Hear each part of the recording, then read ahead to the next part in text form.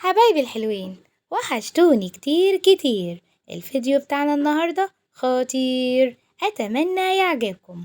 لا هنقلي ولا هنشوي ولا دخان ولا وجع دماغ، هنسمي الله ونصلي على الحبيب. قلبك يطيب. نضفنا السمك بالطريقة العادية. بعد كده هنجيب الطماطم حلقات والليمون كمان حلقات. على فكرة الطماطم بتشيل أي زفارة في السمك، تمام. وعصرنا الليمون وحطينا عليه خل. الأسماك عامة بتحط عليها الخل والليمون، ما بيزفرهاش. نشطف بقى السمك تحت الحنفية حلوة قوي، وبفرشة أسنان حلوة كده نشيل أي سواد في بطن السمكة، وبظهر السكينة بنشيل أي قشرة في السمكة تكون متبقية. بعد كده نشطفها تحت الحنفية ونحطهم في مصفى يصفوا بالطريقة دي.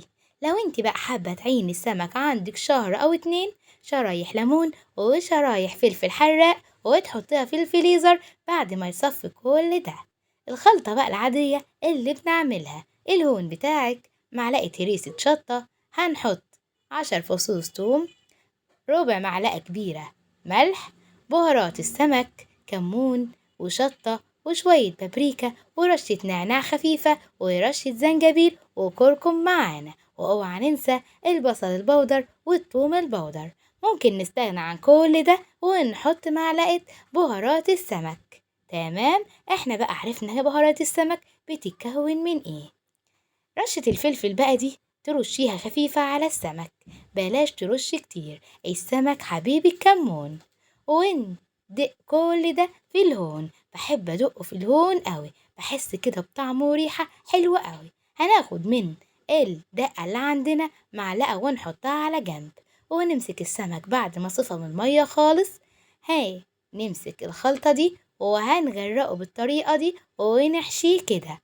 وكمان نملس عليه بالخلطة من بره علشان تحسوا ان السمك محدق وطعمه اخد من بعضه. بعد كده هنمسك السكينة نشقشقه من الجناب. علشان ايه؟ علشان واحنا بنحمره يستوي كله. والخلطة بتاعتنا نحشي السمك في الجناب دي علشان تاخد من مزازة السمك. كل ده عملناه في السمك. تمام. لو انت بقى مستعجلة وعايزة السمك يبقى متبل في الفريزر بالطريقة دي وكيسيه وعلى الفريزر، بس حطي معاه بقى كذا كيس وشرايح الليمون والشطة من فوق علشان الفريزر ما يبقاش ريحته كلها توم وخلطة.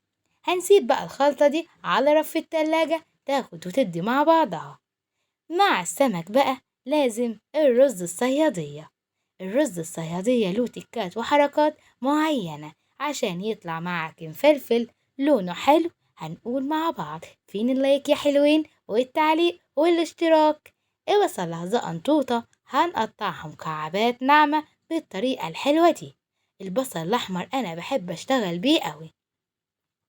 حل على النار، هننزل بالبصل المكعبات بعد ما حطينا 3 معالق زيت كبار، رشة ملح، رشة كمون خفيفة، ندي البصل تقليبة. لما يبدأ لونه يغمق نوطي النار وندي تقليبة بحيث ان كله يبقى شبه لون بعضه. هننزل بالرز المغسول المتصفي على البصل ونهدي النار. ننزل بقى بالمعلقة السرية معلقة عسل اسود. المعلقة دي بتودي الرز في حتة تانية خالص. او معلقة كاتشب ورشة سكر، لا ده او ده. ندي بقى تقليبة بعد ما نحط الملح ورشة بصل بودر وتوم بودر على الوش كده، بتدي ريحة حلوة قوي، ورشة كمون. ونقلب ونحط المية السخنة على الرز وندي تقليبة من فوق لتحت بحيث ان الرز يشرب من التتبيلة. بس اهم حاجة قبل ما تحط المية تكوني مقلبة الرز مع البصل والبهارات والعسل الاسود علشان كل يبقى لون واحد. الرز بدأ يغلي، نهدي النار ونسيبه بقى على الشياطة أو الردادة زي ما بتسموها. هنسخن الزيت والسمك اتبل خلاص. هنجيب 3 معالق دقيق، ربع معلقة نشا، ربع معلقة كركم، رشة ملح خفيفة، ونقلب كل ده وننزل السمك في الخلطة دي وننفضه كويس قوي. بعد كده هنسيبه في الفريزر 10 دقايق يتشمع. الزيت سخن، هننزل بالسمك في الزيت بالطريقة دي. ناخد بقى بصلة صغنونة قوي نقطعها حلقات أو مكعبات بالطريقة دي. معلقة من اللي احنا خدناها من الدقة بتاعتنا نديها مرة بالإيدنا كده، يعني اسمها نمرطها. بس أنا قلبت بالمعلقة مع خلي البصل مع الطريقة اللي احنا عملناها يطلع ريحته من غير لا زيت ولا مية. شايفين الطريقة دي بيدي السمك الصينية حاجة كده توديها في حتة تاني، نفس ريحة المطاعم بالظبط. خلصنا كده، ناخد بقى معلقة زيت خفيفة خالص، أو ممكن تاخدوا معلقة زيت من بتاع القلية بيدي ريحة تانية، وننقل الصينية على النار ونديها تقليبة أو تشويحة لغاية لما ريحتها تطلع. أنا مش عايزة لونها يتغير، الريحة تطلع بس. 3 طماطميات معصورين في الخلاط ومتصفيين ومحطوط عليهم طبعا خلطة عليها البهارات بتاعتها. يدوبك أخدت تسبيكة كده، ننزل بالسمك المقلي نص تقليبة كده، ونقوم ماسكينه بالمساكة وننزل بيه في الصلصة، يخلي الصلصة مش تمسك في كل السمكية، يشرب من كل الصلصة معانا. وأول ما يبدأ يتشرب كده هندخله على الشواية مش الفرن، نديها كده أي شايفين يبقى لازق في الشواية كده، ونقول تا تا تا تا أكلنا خلص ببركة بسم الله.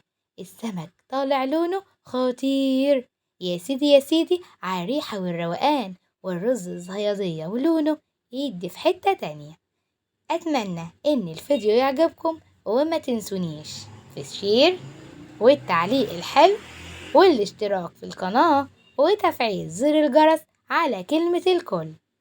وما تنسوش متابعة للبيتش بيومك أحلى مع سو، وتقولوا لأصحابكم عليا. عملنا السمك بطريقة حلوة، أتمنى تجربوه. دمتم في رعاية الله.